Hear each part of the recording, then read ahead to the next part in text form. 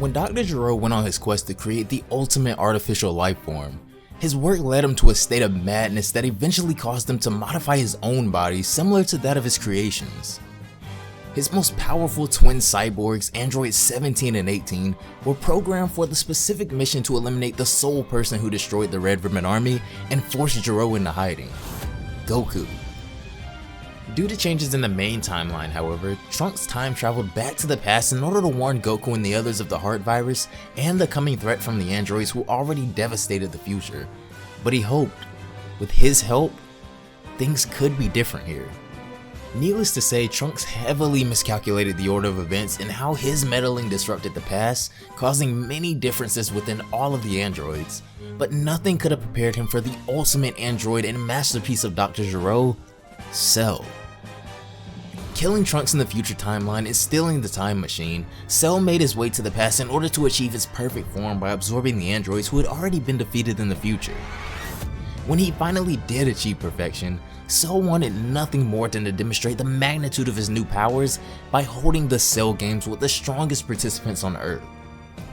Goku, ever since we've known him, has been the biggest advocate for fighting the strongest opponents and getting stronger by these means, but ultimately, this will be his downfall eventually. You see, for most of Goku's life, well, all really, he hasn't been afraid to take any risk and will put it all on the line if that means saving the world, but things could have easily been much different here. This is a fan-made story called Dragonball Rise that reels us directly into the historic events that took place 7 years before the disaster of Majin Buu. Goku and Gohan trained in the hyperbolic time chamber together, both unlocking newfound strength and perfecting their Super Saiyan forms. But Goku's personality, which is also deeply embedded in Cell's own DNA, comes into play in the most crucial of times. As Goku backs out of the fight with Cell and tosses him a sensu bean, Gohan is brought into the battle on his father's whim, stating to have 100% faith in Gohan's latent potential even against Cell at his full power. In a separate universe from our main timeline, however, this is when things begin to differ. If you guys want to check out Dragonball Rise for yourselves, originally created by Rising Fist, the link to the fan manga will be down below in the description box, as well as a link to Rising Fist's Instagram, so be sure to go check both of those out, guys, and show a ton of support. If you haven't already, be sure to have those notifications turned on to never miss an upload. If you've been enjoying all of the Dragon Ball content we've been covering recently, consider leaving a like on this video as well. Possibly we could get this video to 3,000 likes. I think we can do that, guys. Real quick, I just want to take a second to say thank you to all of you guys that keep showing up and showing out with the love and support on every video as we continue to grow. I know we literally just do our own thing over here, and I just appreciate all of you guys, you know, just kind of rocking with me, so thank you. If you want to stay up with me in other ways besides the YouTube comments, be sure to follow me on both Twitch and Twitter, which should be linked on the screen and down below. But without further ado, guys. Hey, Cell! It's called a sensu bean. Eat up. For years, we all joked about Goku giving a sensu bean to Cell, who he himself couldn't beat, only to throw his son Gohan into the fight with nothing backing this decision but faith and power he hadn't even seen with his own eyes yet from Gohan. Yet another fighter you could have saved, Cell says, as we see him standing on the crushed head of Android 16. You'd better start getting mad before all of them die, he continues, referring to the Z fighters. The Cell Juniors have already been birthed as they continue to abuse his friends and family, but Gohan just refuses to fight. I can't do it. I'm just a kid, Gohan cries as he falls out of his Super Saiyan form as well, completely defeated at this point as he lays across from his friends. I don't want to fight, please stop, Gohan pleads, but this doesn't do anything but anger Cell, who was promised an exceptional fight by Goku. How dare you waste my time, Cell yells at him in a furious rage from being just utterly disappointed by this submission from Gohan. Cell Juniors, he calls out, if you lot are done beating his friends to a pulp, I have a new mission for you. I want you to beat that runt to death, he says as he points to Gohan, now commanding the Cell Juniors to destroy him. They drop their current targets and all turn their attention to Gohan, who is barely on his feet at this point. And what happens next is just gruesome. In an all-out frenzy, almost like piranhas, the Cell Juniors all pounce on Gohan, with one effectively piercing him through the gut with a devastating punch, while the others just continue to dismantle him. Gohan, Trunks calls out as he charges up, preparing to fly in with the others to help. Cell notices this as soon as they all try to fly in, but he tells them to pipe down, imbeciles, and he fires a barrage of death beams at them, getting direct hits on both Trunks and Piccolo.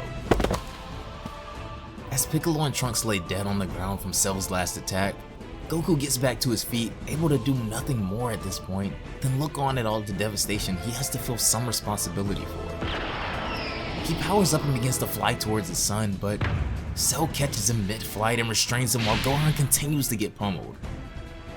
"Now, why in such a rush, Goku?" Cell says. "I want you to watch as your son is reduced to a bloody pulp," he utters in Goku's ear, who can barely maintain control, anger welling up on his face. Goku cries out to his son, who is crushed under the foot of a Cell Jr., more similarly to how Cell did Android 16, reduced to a lifeless corpse.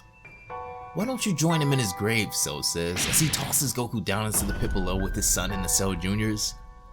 Goku stumbles out of the pit on his hands and knees as he crawls towards his son, telling Gohan to just hang in there once he gets to him.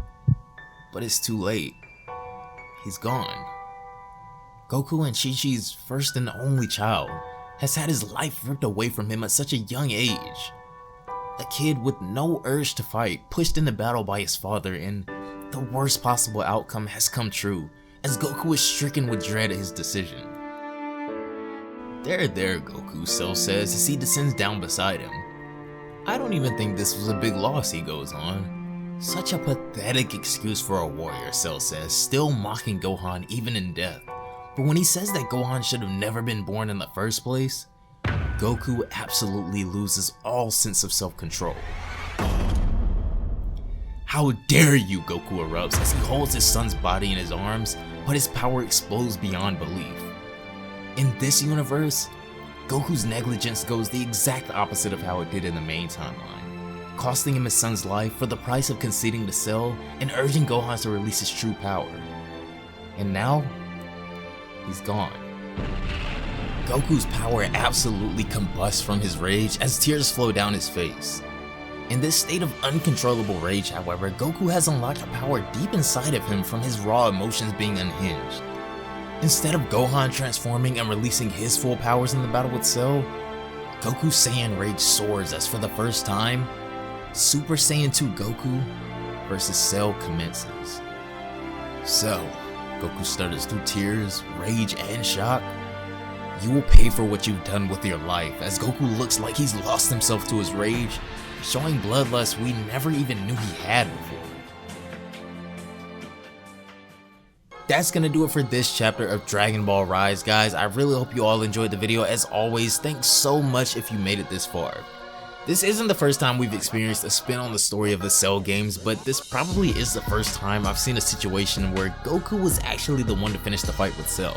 Something we all kind of wanted anyway, but I'm gonna be honest, guys, Gohan versus Cell is just too iconic of a fight to ever take anything away from. I don't care what your favorite fight is in Dragon Ball, Gohan versus Cell is an iconic battle.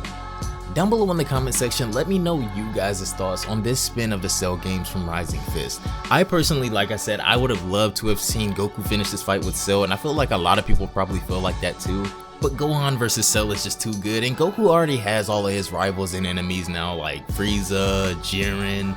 You could probably even throw Boo in that category, maybe, but at this point, Boo doesn't really care to fight anymore unless he has to or Mr. Satan asks him, so he's probably not that much of a rival for Goku now.